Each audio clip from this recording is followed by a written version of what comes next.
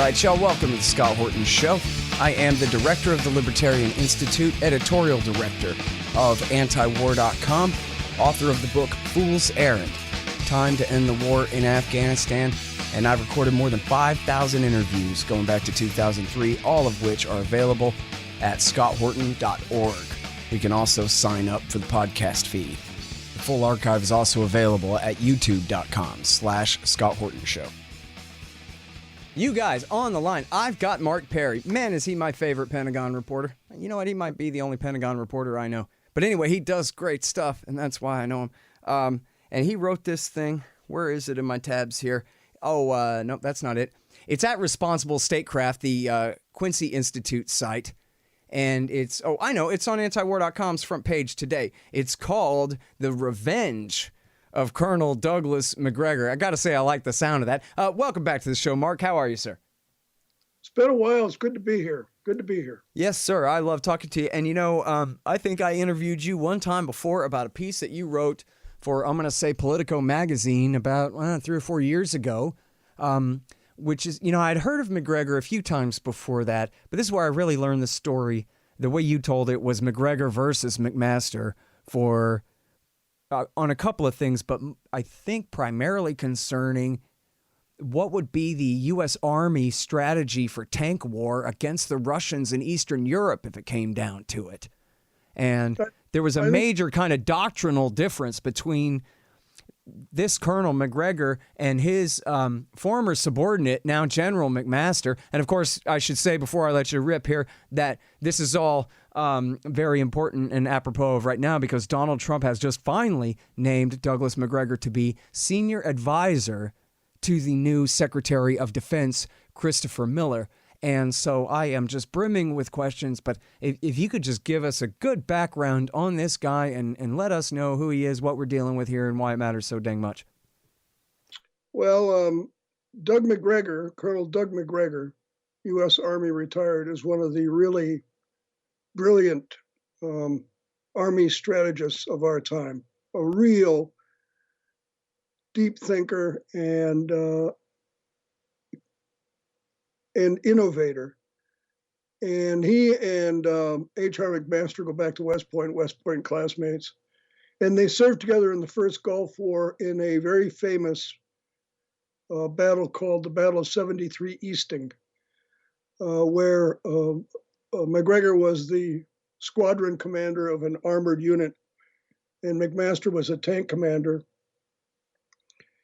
And they just ripped through the Iraqi Republican Guard. They lost a single soldier in the fight, but they destroyed upwards of 48 Iraqi tanks and armored personnel carriers. And it was really a lopsided, but brilliantly conducted and commanded by Macgregor. Small unit action. It's still studied in the Army War College and around the world as one of the great tank battles of the 20th century and the most lopsided tank battles of the 20th century. Mm-hmm. Let me just interject right here that Daniel Davis's new book, America at the 11th Hour, has a great retelling of that story from a first-person point of view because he was I forget if he was a commander or not, but he was in one of those tanks during that battle under McMaster and Macgregor there. Yeah, that's right. And, well, to make a really long, but I find a compelling story a little bit shorter, Macgregor was very outspoken after that battle about what the U.S. Army needed to do to innovate and reform, get lighter, more maneuverable, but more lethal, where McMaster became kind of an acolyte of David Petraeus and went on to much more high-profile positions, including a stint as a commander in the Second Gulf War in Anbar Province, while Macgregor was kind of sidelined by the Army because he was so outspoken. So there, we set up this real tension between the two of them, and they are not friendly. They don't openly criticize each other, but they have different views of how the Army should be run and who should run it and what the Army should look like. And they've been kind of going head to head very unofficially and under the radar for a long time, 20 years. So McMaster got pushed up the chain of command. As we know, he was National Security Advisor to President Trump. Macgregor became a military historian, retired from the Army, was kind of pushed out. And now the roles are reversed. Trump has appointed Doug Macgregor to head into the Pentagon and be a special assistant, as you noted, to Christopher Miller, while McMaster cools his heels, I think, at the Hoover Institution. And so, the competition between the two continues. And this is how many years after the first Gulf War? 30 years after the first Gulf War. We still have McMaster versus Macgregor. Yeah. Well, there's so many things about all that history that I want to ask you about, but let's cut to the chase instead, which is that are we going to have 2 months of getting troops out of places now? Because if anybody can do it, Doug Macgregor can, or not? Yes. The short answer is yes. And the longer answer is, well, we'll see. But that's what he's doing there. That is what he's doing there. I mean, when I wrote this piece, I didn't know what he was doing there, and he was not responding to my emails or my phone calls, and or anyone's who knows him. And he has a tendency to keep his own cards close to his chest, so that's not a surprise. But I heard just this morning that that's why he's there. He's at the Pentagon to get us out of Afghanistan. I think it's going to be a little bit more difficult than he had wished. There's a lot of bureaucratic obstacles in the way. Plus, there's the Afghan government, who really doesn't want us to leave. So he's going to have to fight the powers that be to get this done.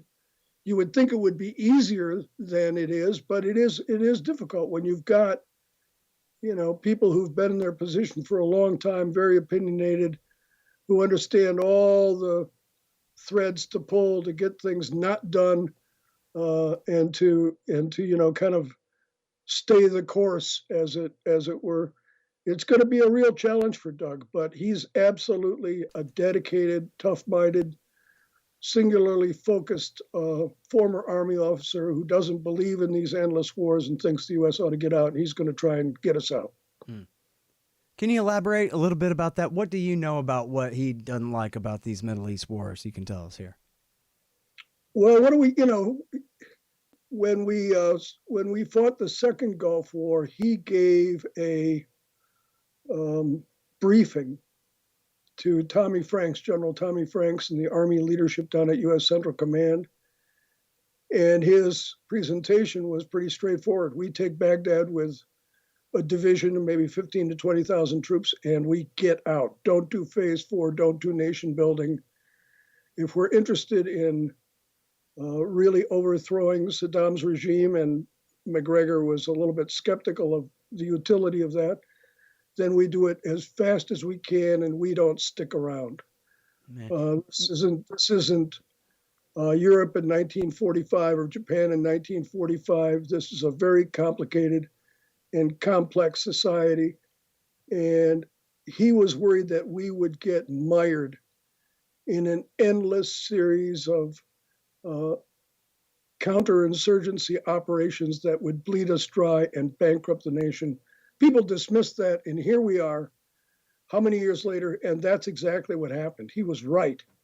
17. That's how many years later, Mark? 17. Yeah, 17 years later, and what Doug Macgregor foresaw happening to the United States is what happened. And you know what? Before we move on to even where we are current day here, and his position on all of this, the whole terror war and all that, just on this question right here, I found this part of your article just fascinating, and just hearing you talk about it just now as well. Because, and if people in the audience remember back in that era, the critics, mostly the critical arguments were dominated by not even the leftists, but sort of liberals, anti-Bush liberals and stuff, who oftentimes would sort of, get it wrong. So one of the major criticisms of the Bush government, right, was that the neocons had this harebrained idea that they could go in there with minimal force and do this regime change,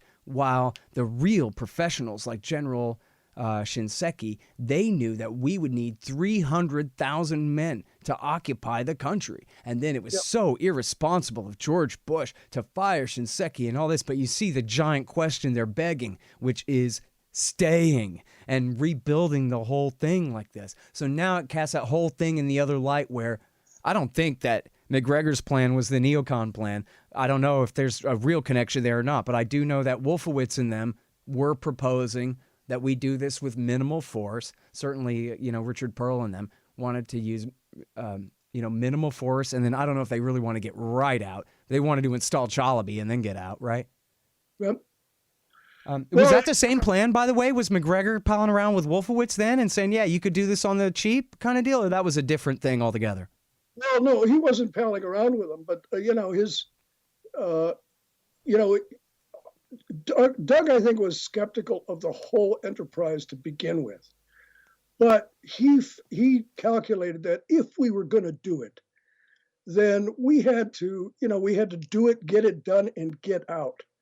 That if we sunk up to our knees in Iraq, we would be slowly bled dry.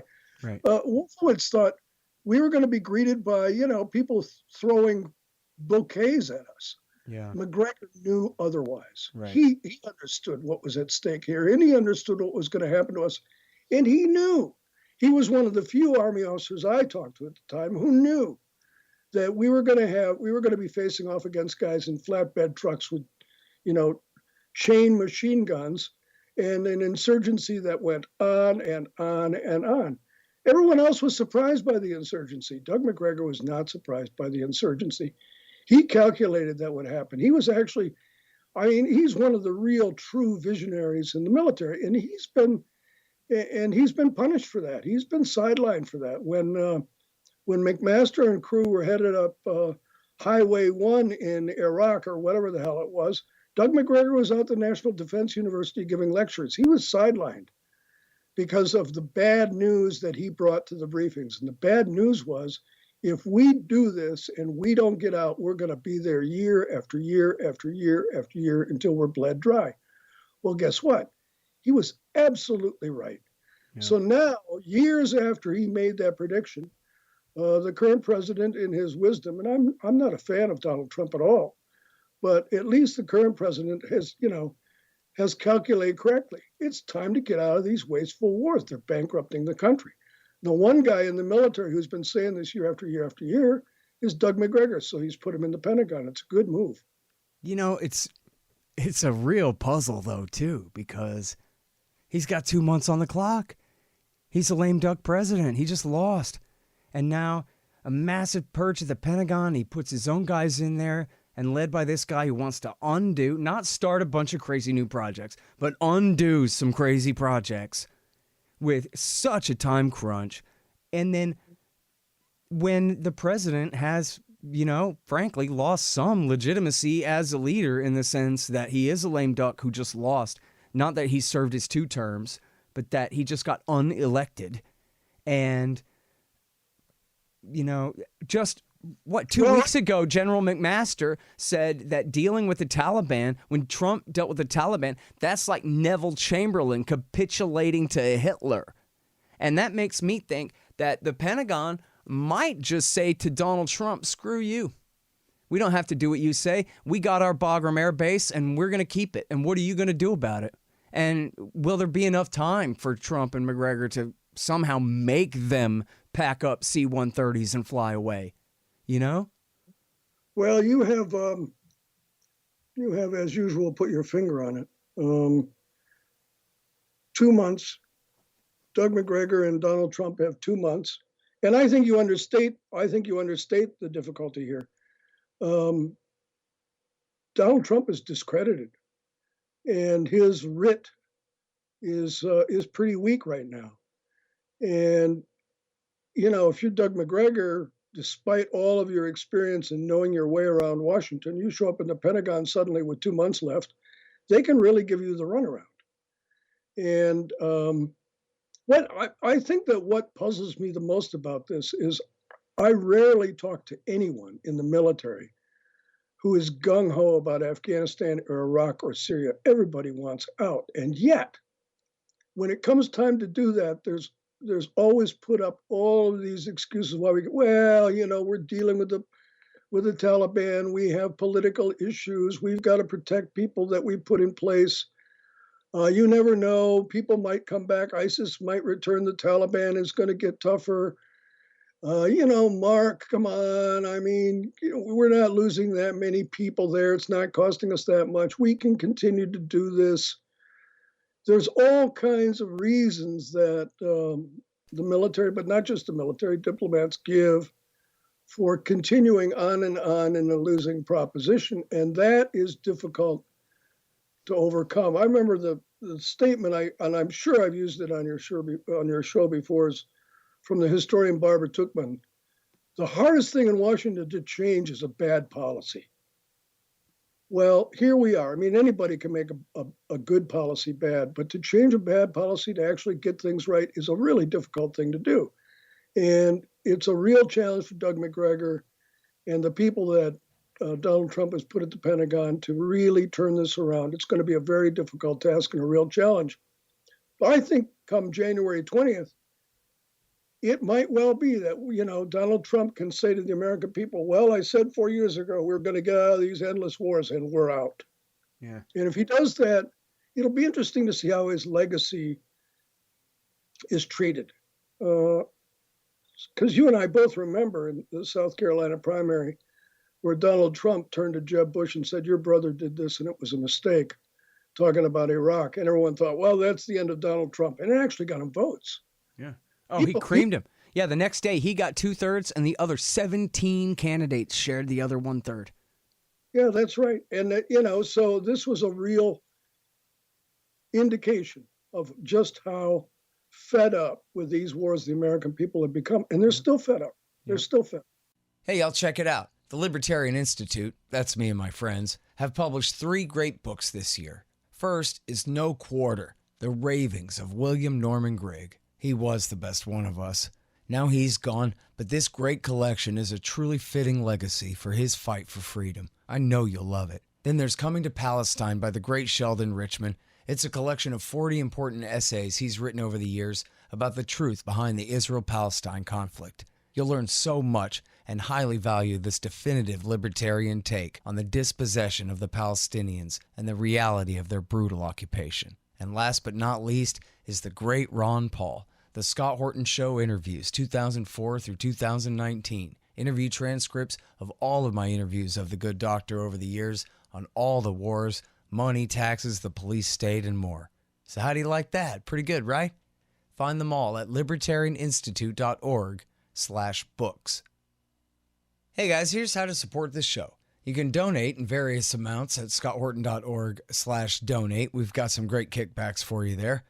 Shop Amazon.com by way of my link at scotthorton.org. Leave a good review for the show at iTunes and Stitcher. Tell a friend, I don't know. Oh yeah, and buy my books, Fool's Errand, Time to End the War in Afghanistan, and The Great Ron Paul, The Scott Horton Show Interviews 2004 through 2019. And thanks. Well, now, tell me about this. Do you know, because I know he is an expert on Europe and all issues related to war with Russia even. What is his position on the nuclear treaties, including New START, which isn't over yet, but it's on death's door right now, Mark? Yeah, it is. And I've had any number of conversations over the years with Doug Macgregor, and he's, Doug Macgregor speaks German better than the Germans. He's a very good military thinker, but he's well known in Europe, served there, understands the militaries in Europe, understands European history, is very comfortable in those societies. My sense from Doug is that we ought to do everything that we can to dampen any kind of confrontation with Russia.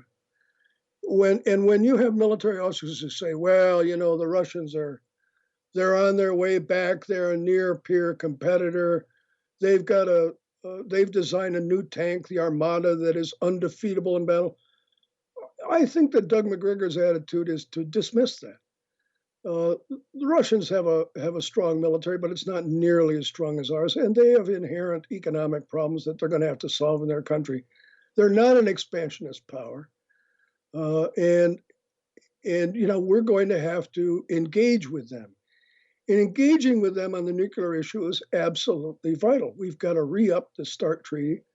We've got to go in with Putin and bring down the numbers of nuclear warheads, weapons, missiles that we have. And if we did that, that would be A plus. There's just no question in my mind that is Doug Macgregor's position. And it's, frankly, it's a throwback position. I'm showing my age here, but I can remember when the Berlin Wall came down and talking to military officers, and they said, "Thank God the wall's down. Now we can get out of NATO." That was a previous generation of military officers who just did not like the idea of the United States being the guarantor of European security and stability.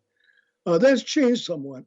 People are now more convinced that NATO is essential, but there's still throwbacks. There are still military officers who say, listen, we cannot expend our national treasure in propping up the Europeans. They're going to have to take care of their own security. They're going to have to be responsible for their own political stability.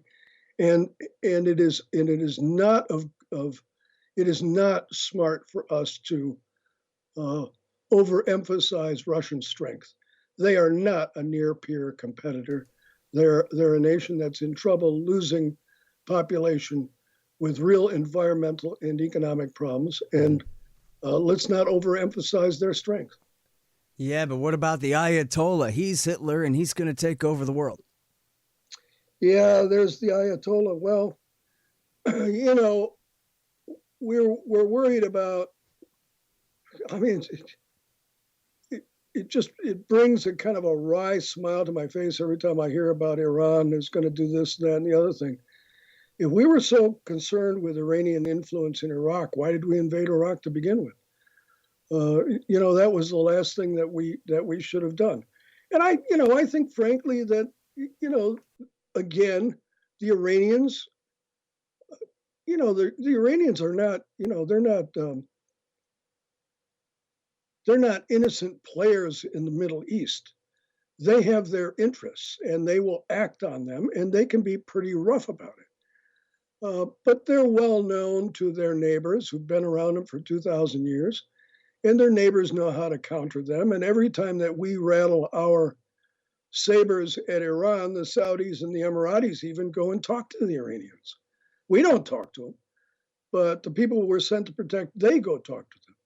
So I think that, like Russia, this is, Iran is these aren't a bunch of ballerinas here. They're not nice people, but we can deal with them politically. And Barack Obama got this right with the JCPOA. We have to engage them on the nuclear issue. We have to talk to them constantly. Instead of trying to starve their society, we have to pull them into political solutions. And now, to be clear here, you're telling me this is Macgregor's point of view is the same as yours on this? I think so. Macgregor's not a naive person. He understands that we have military challenges facing us in the world, and that we need to be vigilant in responding to them. But he's worried that there's threats and then there's exaggerated threats, and we need to understand that we need to create a military establishment that is light, lethal, maneuverable, smaller but more focused than we have. That is not top heavy with a general for every platoon, as I think he would say. And if we create that kind of a military, and it's a credible military, that it acts as a real deterrent, unlike the top heavy military with 11 aircraft carriers that we have now. Nobody's afraid of us. Mm-hmm. And if we do that, we're much better off than constantly rattling sabers and talking big and exaggerating threats. That we live in a complex, multipolar, as they say, world, and there's ways to deal with it outside of just banging the table and talking about how we need more defense dollars. That isn't going to solve the problem. Yeah. What's going to solve the problem here is a more creative and innovative foreign policy that is as focused on diplomacy as it is on building a military establishment. Mm. So I saw a slam on McGregor. I think they're really trying to pull out all the stops to find controversial statements he made that they can't seem to find anything like really worth slamming him for. But the one I saw was in 2012, he proposed abolishing the Marine Corps. Yeah. And, in the article, they have to admit that he's not saying this is his top priority, and Donald Trump's not saying that's why he hired the guy was to abolish the Marines or anything. And then they quote him, and he's saying, he explains himself, and they bothered to quote him. I'll give him credit for that, saying, well, look, the Marines are essentially light mobile infantry, and we only need so much of that if we're fighting real enemies instead of just patrolling these third world countries and, persecuting these peasants or whatever it was, however he said it. That if we're doing the actual work of war, we don't need that much of a Marine Corps. And then even in the article, they admitted that, Truman and Eisenhower tried to get rid of the Marine Corps too. So, Well, I mean, this is Doug Macgregor. I sit across a coffee table from him, and he comes out with these outlandish statements. I kind of look at him and smile, and I go, "Now, Colonel Macgregor," and he goes, "Well, Mark, what?" And then he will go on to explain himself about how the Marines are built, how they're configured, how they're structured, how they're led, what kind of weapons they have, and who could do the job as well or better. Now, he's not alone in this. It's not like he's saying something that's outlandish, as you point out. The Marine Corps themselves just last year came out with a new structural policy guidance that basically changed the Marine into a series of littoral, that is, across the beach landing regiments that reshaped the U.S. Marine Corps into what it should be, which is an amphibious branch of a military service that does what the Army doesn't do, which is put soldiers on a shore with amphibious vehicles, and that is designed to kind of counter what the military sees as a threat from China. Whether you disagree or not, we're going to have special units that know how to do that, and the Marines can do that. So it's not as if Macgregor was really speaking out of turn here. The Marines knew that they had to restructure themselves, and they restructured themselves, lo and behold, in the way that Macgregor thought that they should restructure themselves: light, lethal, maneuverable, across the beach, amphibious units that can fight and move and fight and move. And he wasn't wrong. He was absolutely right. Yeah, it seems like they're trying to come up with something to controversialize them, but it's not going to work that well. I mean, I don't know what percentage of the population has seen him on Tucker, but for those of us who have seen him on the Tucker Carlson show a few times, which that'll make me watch your show, dude, is keep having McGregor on. But he's clearly, it's easy to understand why the guy has so much respect from his peers and from everybody else. The only thing they don't like about him is that he's an iconoclast, but all of his adversaries are the first ones to admit that, he's brilliant and all of these things and a serious guy and a patriot and all this stuff. So I don't know if they'll be able to controversialize him or not. I mean, is McMaster, does he have the stones to call McGregor Neville Chamberlain compromising with Hitler? Or is he going to have to shut his trap now on that, or what? I think that there has been a truce between HR and Doug.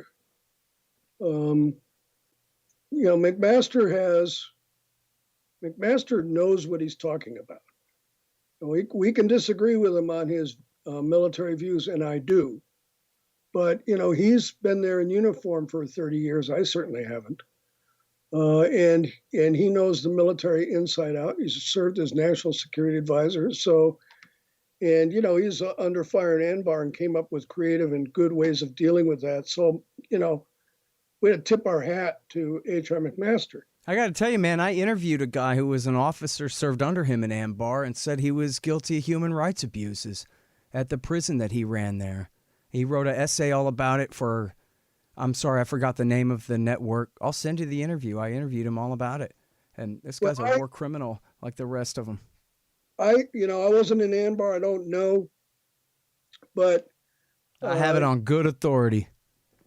When McMaster says something, I pay attention because he knows what he's talking about. And when I think that to go back to your original question, I think he'd be the last person in the world to go after Doug Macgregor as an appeaser. I mean, the reason I brought that up is because that's the exact language McMaster used against Trump 2 weeks ago on the very same issue.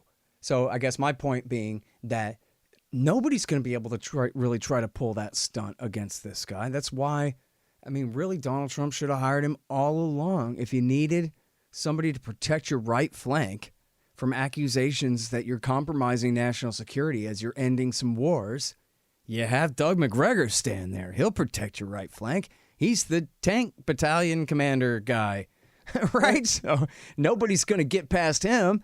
And so that's all you needed. Man, if he'd only done this in June, can you imagine how different? Because it would have been such a controversy over the summer. And with the Democrats forced to attack Trump from the right for ending wars. And that would have been something else to see, man. You know, I don't disagree with you, but I want to emphasize that. I don't disagree with you. But when you get Doug Macgregor, you get a guy who appears on Tucker Carlson and says some pretty outlandish things. And they're not, it's not as if he's being politically incorrect. These are truly outrageous, pretty outlandish things to say. And Doug is known for that. He's a guy who kind of. You're talking about where they quote him saying to call it the military at the border and that kind of thing? Yeah. I mean, here's a guy who, There's only a couple, though. There's not really too many. I saw their compilation. It was like 2 or 3 and kind of. I know, but, it's 2 or 3 more than anybody else. Here's a guy who stands up and pees in his own mess kit every once in a while. And you don't need that, right? And there are people around Doug Macgregor who said, Doug, doggone it. And he's not a go along, get along guy. He's not going to say things just to get along. But that comes with a price, and he's paid the price. Yeah. Well, I'll tell you what. I mean, if Trump brought him in just to militarize the border and keep us in Afghanistan, I'm going to be mad as hell, Mark. That's not going to happen. But if it's the other way around, the border status quo remains, and he's really there to get us out of Afghanistan. And I read a thing that said maybe even Somalia too, then hell yes, because as little covered as it is, that's one of America's most shameful terror wars of the last generation here. If Trump called Macgregor, and I don't know how it happened, it probably happened through Newt Gingrich, who's a good friend of Doug Macgregor's. But however it happened, I'd love to be on the other end of the line kind of listening in. As someone somewhere said, Doug, we're sending you to the Pentagon, and here's your mandate. Get us out of Afghanistan. You've got 2 months. Go. And if that's what happened, Doug will do everything that he can to meet that mandate and to keep that pledge. But it's going to be a tough job for him to do it. But my guess is that's exactly what happened. Somebody somewhere in the Trump administration, maybe the president himself, said, Colonel Macgregor, get us out of Afghanistan. I think that must be what happened, right? You're right. I mean, again, I'm speculating too, but that must be it. That's how it went down, because otherwise he wouldn't have been there, That's right. So, and you know what? That'll make him, 10 times the hero he is from the Great Tank Battle, I think that's possible. That could be his lasting legacy if he gets it done. But sir, you and I are going to have to wait and see with the rest of the country. Oh, man. Well, either that or you start dialing up them sources of yours and give us a scoop, Mark. Well, I'm trying. I keep trying. We'll see. We'll see how it goes. Maybe Macgregor himself will decide to talk to me. But yeah, I think that he's being as careful now as he has not been in the past with what he says and who he says it to. Yeah. He probably shouldn't be talking to anybody right now. Let his actions speak for themselves. I agree. But anyway, so listen, thank you so much for coming on the show. It's been great. And everybody check out this article. It's at the Quincy Institute, responsiblestatecraft.org. Kelly Vlahos is now running something over there. They're just getting better there. It's called The Revenge of Colonel Douglas Macgregor. Read all about it from the reporter who knows him best, the great Mark Perry. Thank you, sir. Appreciate it.